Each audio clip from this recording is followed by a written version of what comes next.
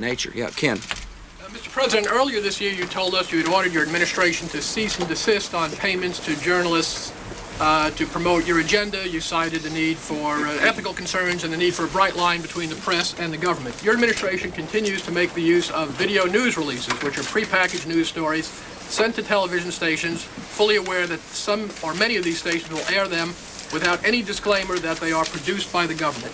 Comptroller General of the United States this week said that raises ethical questions. Does it raise ethical questions about the use of government money to produce stories about the government that wind up being aired with no disclosure that they were produced by the government?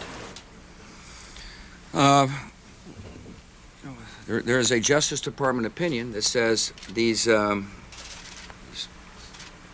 pieces are within the law so long as they're based upon facts, not advocacy. And I expect our agencies to adhere to that ruling, to that Justice Department opinion. This has been a long-standing practice of the federal government to use these types of videos.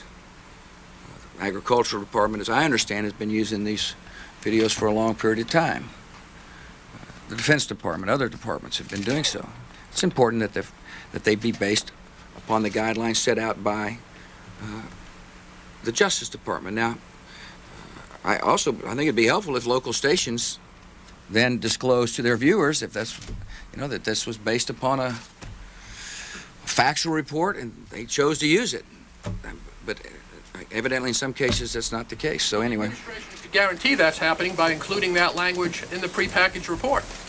Yeah, look, oh, you mean a disclosure? I'm George W. Bush and I... Well, some way to make sure it couldn't air without the disclosure that you believe is so vital. Ken, there's a procedure that we're going to follow, and the local stations ought to, if there's a deep concern about that, ought to tell their viewers what they're watching. Yes, sir. President, do you think there should be regime change in Iran, and if so, what are you prepared to do to see that happen? Richard, I believe that